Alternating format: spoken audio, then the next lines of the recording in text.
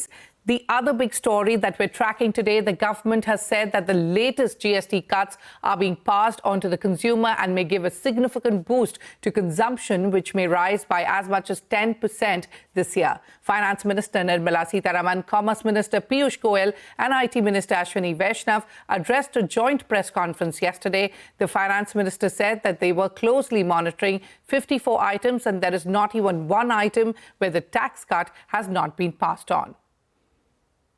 We've been closely monitoring 54 such items where we wanted to be sure that the prices are reduced, meaning the tax benefit is reaching the end consumer.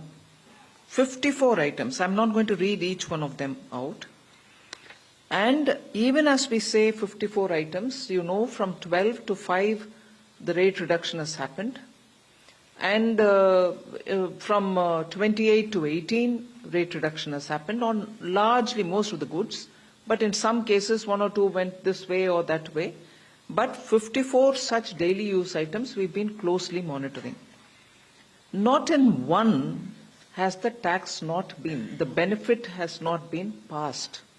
There are, of course, one or two items like high-end cement, the Portland variety, on which there is an expected rate of passing on should happen, but it is less than that rate. Well, the Finance Minister is very clear that at least for 54 items which the central government is observing or rather monitoring very closely, here the full impact of the GST rate cut has been passed on to the consumers. In fact, for certain categories, probably the benefit has been higher. Say, for example, items like shampoos, face powders, toys for kids, umbrellas, some other household items.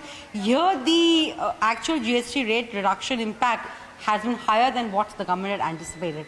Second, of course, the government expects consumption to rise by around 10% annually due to the GST rate cuts.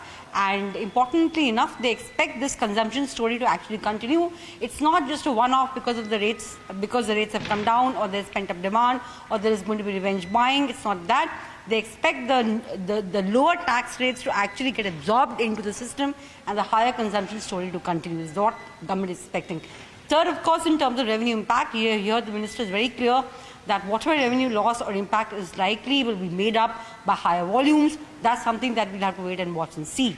Last but not the least, in terms of the compensation cess, what happens to that? Well, now there's only one item, tobacco, on which the compensation cess is going to be levied. So to that extent, it may be possible that the back-to-back loan sunset date may have to be extended earlier. Probably the government had indicated to the GST Council 31st December 2025, but that may actually now move forward because the receipts coming to the compensation cess may actually come down. Only one item is left, so I think that date will have to be reworked, and we'll have to wait and watch and see when the compensation cess comes to an end. Well, that's all we have on this broadcast. Many thanks for watching. Stay tuned to CNBC TV 18 for more news and updates.